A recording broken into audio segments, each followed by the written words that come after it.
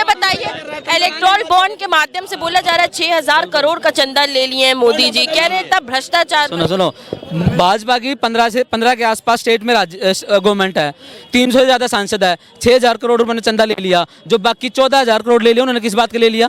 1400 करोड़ रुपए एक स्टेट वाली टीएमसी ने लिया है। सवाल उससे नहीं होना चाहिए। भाजपा ने 6,000 ले लिया, 15 स्टेट में राज्य है, 300 एमपी इसके, टीएमसी ने। शर्मा जी देखिए इसका जवाब। भाई साहब 20,000 करोड़ की बात आपने अमित शाह वाली सुनी होगी जो उन्होंने आज तक में बोला है ना, लेकिन इलेक्शन कमीशन की साइट पर डाटा कितने का है अवेलेबल है? टोटल 12,000 करोड़ का। उस 12,000 करोड़ में से 6,000 12,000 करोड़ का इलेक्शन कमीशन की साइट पे, उसमें भाजपा के पास कितना चंदा गया है? 6,066 करोड़ रुपए का। उसके बाद टीएमसी का नंबर है करीब 1,400 करोड़ के साथ, दूसरा नंबर टीएमसी का है। तीसरा नंबर कांग्रेस का आता है करीब 1198 करोड़ या 1196 करोड़। हाँ बिल्कुल उठा रहे हैं हम तो, बिल्कुल हमने कहा इस बात को, हमने शुरू से उठाया कि अगर टीएमसी गलत थी तो टीएमसी भी इस चीज का विरोध करती। टीएमसी ने विरोध नहीं करा, उसने कहा बॉन्ड खुलते खुल जाने तो कोई दिक्कत नहीं, छुपाने की उसने कोशिश नहीं। कांग्रेस तो लगातार इस मुद्दे पे हावी है, इसका मतलब चोर की दाढ़ी में तिनका नहीं है ना। छुपाना कौन चाह रहा है? एसबीआई डिटेल क्यों नहीं दे रहा था? एसबीआई किसे बचाना चाह रहा है? सरकार को बचाना चाह रहा था। हाँ एसबीआई बचाना चाह रहा है, एसबीआई कह रहा है मैचिंग नहीं हो पा रही। ठीक है, सुनो, मैचिंग करवाएगा कौन? डोनर रिसीवर की मैचिंग ने एसबीआई ने टाइम मांगा था। सुन तो ले, एसबीआई ने टाइम मांगा था, मैचिंग के लिए टाइम चाहिए, सुप्रीम कोर्ट ने बोला कल ही दे दो, बिना मैचिंग के दे दिया। अब क्यों रो रहे हैं? अब क्यों रो रहे हैं भाई? अच्छा वो यूनिक कोड बोल रहे हैं, क्यों नहीं दे रहे हैं? अरे यूनिक कोड से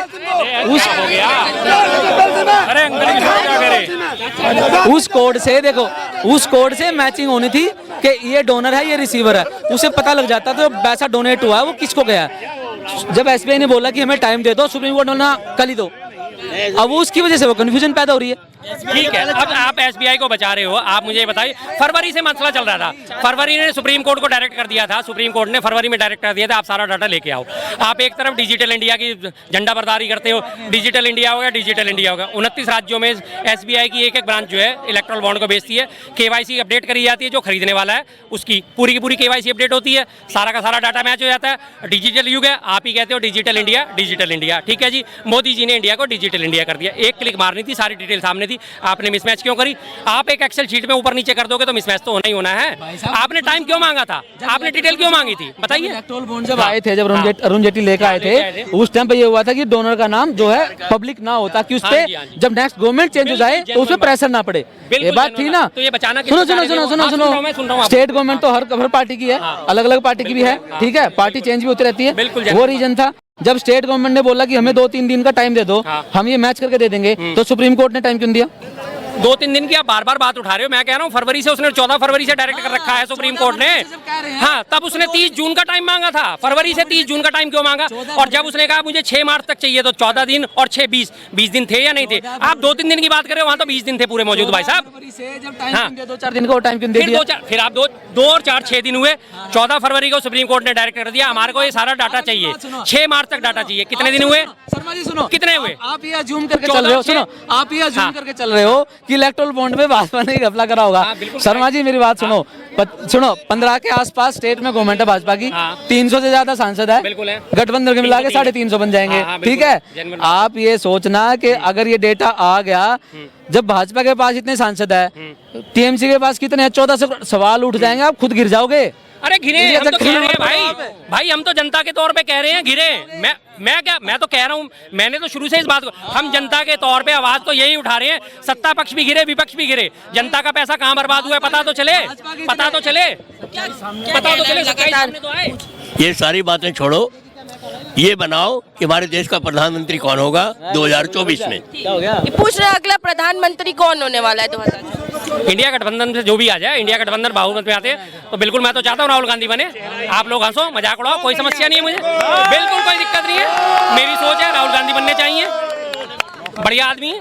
मोदी जी से एक सवाल है, इस देश को आजाद, एक मिनट, इस देश को आजाद कराने में खाली हिंदू नहीं था, मुसलमान भी था, सभी धर्म के लोग थे, सभी धर्म की बात करो, खाली हिंदू हिंदू करने से देश में शासन नहीं चलता। तो आप क्या चाह रहे हैं किसकी सरकार? मैं चाह रहा हूँ सरकार में प्रधानमंत्री के योग्य इंदिरा गांधी के बाद अगर कोई आया है तो श्री नरेंद्र मोदी जी है, पीएम होने चाहिए। और दिल्ली में केजरीवाल जी सीएम, वो भी ठीक है, लेकिन सभी धर्म की बात करो, एक अकेले को लेके मत चलो। अच्छा, इसके बाद ये मतलब इन्होंने कहा कि इंदिरा गांधी जी के बाद प्रधानमंत्री मोदी जी हैं जिन्हें ये मानते हैं। इसके बीच में अटल बिहारी वाजपेयी जी की वैल्यू इन्होंने जीरो कर दी, जो अटल बिहारी वाजपेयी जी मोदी जी के गुरु थे। सबसे बड़ी पहली बीजेपी की स्थापना में अटल बिहारी वाजपेयी जी और आडवाणी जी, यही दो लोगों का योगदान था। सबसे बड़ा योगदान इन्हीं लोगों का था। अटल बिहारी वाजपेयी जी ने हमेशा न्यूट्रल होकर बात करी, उन्होंने कभी धर्मांता की बातें नहीं करी। आडवाणी जी ने बाकायदा धर्म के रथ पे सवार होकर शुरुआत करी। 1990 में उन्होंने अयोध्या से सोमनाथ की रथ यात्रा निकाली थी, जो धार्मिक एंगल देना शुरू करा था, जिसकी वजह से आज ये सत्ता में आई। अब ये भाई साहब कह के मोदी जी से आगे अटल बिहारी वाजपेयी जी को रख रहे हैं, जो उनके पेरेंटल थे, हैं? तो इनके हिसाब से वो, और वो 10 साल, सुनिए 1 मिनट भाई साहब जवाब देते रहे। दूसरी, अब वो चले गए, उन्हें पता है कि अब इसके बाद कोई जवाब उन्हें नहीं मिलेगा। उसके बाद जब पूरे विश्व में रिसेशन छाया हुआ था, पूरे विश्व में आर्थिक मंदी छाई हुई थी, 2004 से 2014 तक बीच में मनमोहन सिंह जैसा शासनकाल था, हमारे पूरे भारत में एक भी बैंक ऐसा हुआ जो डूबा नहीं डूबा। ब्रिटेन में तमाम बैंक डूबे, अमेरिका में तमाम बैंक डूबे, और जितनी भी बड़ी दूसरी अदर कंट्री थी उनमें लगातार बैंकों का डिफॉल्ट हुआ, लगातार बैंक डूबे। आर्थिक मंदी भयंकर रूप से आई, लेकिन उस आर्थिक मंदी से उबारने वाले कौन थे? मनमोहन सिंह जी, उनकी गवर्नेंस, उनकी नीतियाँ। तो इन्हें कैसे गलत ठहरा देंगे भाई साहब?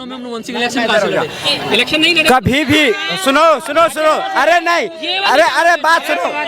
कभी भी मोदी जी ने नहीं कहा। अरे शर्मा जी सुन लो, शर्मा, अरे सुन लो, पार्टी का प्रधानमंत्री कौन? आप क्या चाह रहे हैं? शर्मा जी सुनो, शर्मा जी सुनो।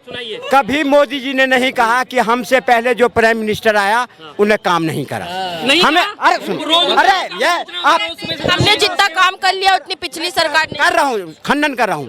मोदी जी हमेशा कहा हमसे जितनी भी पहले सरकारें आई सब ने काम करा, सब। अरे फिर आप गलत हो रहे हो।